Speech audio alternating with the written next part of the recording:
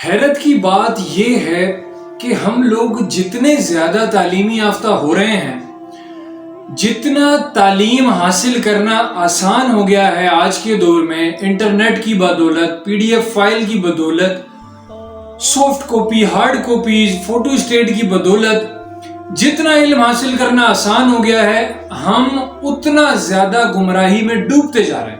کیا آزادی کا دن رسول اللہ صلی اللہ علیہ وآلہ وسلم نے ایسا منایا تھا؟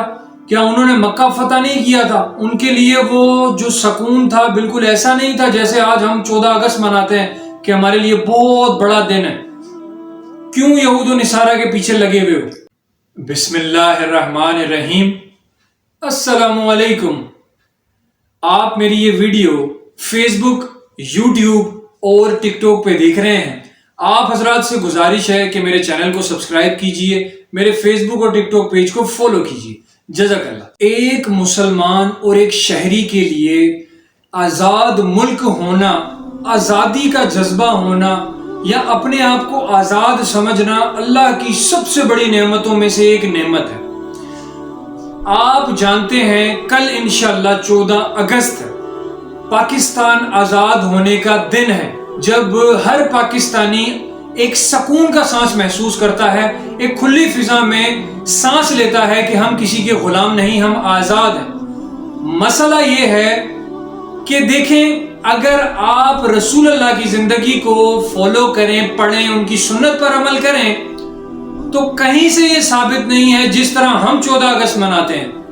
لیکن اگر آپ یہود و نصارہ کی زندگی کو دیکھیں، فالو کریں، تو جو آج آپ کام کر رہے ہیں ان کی زندگی سے یہ چیزیں ثابت ہیں۔ وہ آج کے دن گانے چلا کر ناچتے ہیں، جشن مناتے ہیں، گلی گلی روڈوں میں بڑے اسپیکر لگا کر۔ ایٹ لیسٹ وہ بھی ڈسٹرب نہیں کرتے لوگوں کو اس طرح۔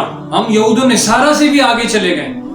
ہمارا معمول ہے کہ ہم ہر روڈ پر ڈیک لگائیں گے۔ دیکھیں، میوزک حرام ہے، ٹھیک ہے۔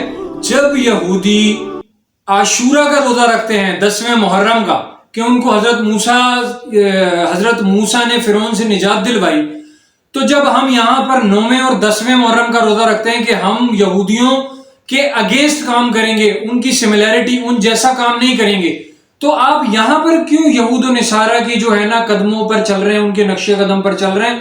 آپ ہر جگہ پھر یہود و نصارہ سے الگ کام کیجئے۔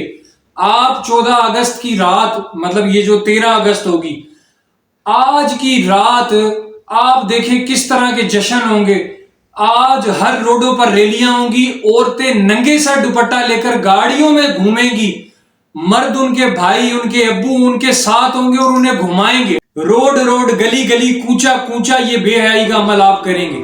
یہ 14 اگست پہ آپ کو یہ کرنا چاہیے کہ رسول اللہ صلی اللہ علیہ وآلہ وسلم ہر پیر کا روزہ رکھتے تھے۔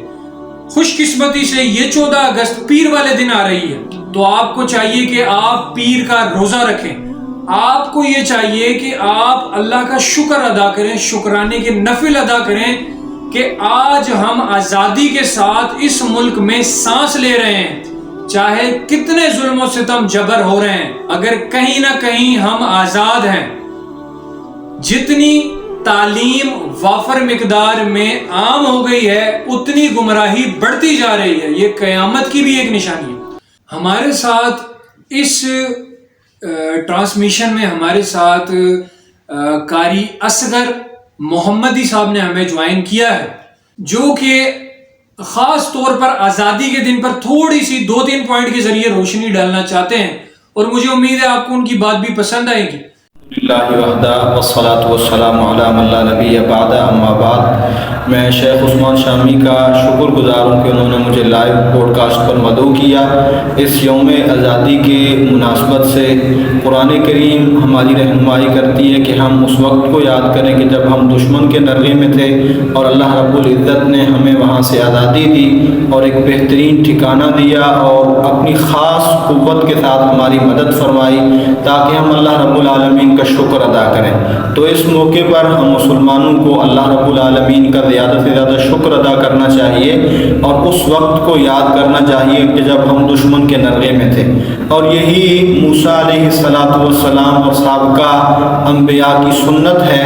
جب نبی کریم صلی اللہ علیہ وسلم مکہ سے مدینہ ہجرت کر کے گئے تو وہاں دیکھا کہ یہود یوم عاشورہ کا روزہ رکھتے ہیں، تو نبی کریم صلی اللہ علیہ وسلم نے ان سے پوچھا کہ آپ اس دن کا روزہ کیوں رکھتے ہیں؟ تو یہودیوں نے کہا یہ ہمارا عظیم ترین دن ہے، اس دن میں اللہ رب العزت نے ہمیں اپنے دشمن سے نجات دی تھی، تو اس دن کا موسیٰ علیہ السلام روزہ رکھتے تھے، تو اس وجہ سے ہم اس دن کا روزہ رکھتے ہیں۔ تو نبی کریم صلی اللہ علیہ وسلم نے کہا کہ میں اپنے بھائی موسیٰ کا اس مناسبت سے زیادہ حق رکھتا ہوں کہ اس دن کا روزہ رکھوں۔ تو نبی کریم صلی اللہ علیہ وسلم نے 10 سال تک اس دن کا روزہ بھی رکھا اور مسلمانوں کو رکھنے کا حکم بھی دیا۔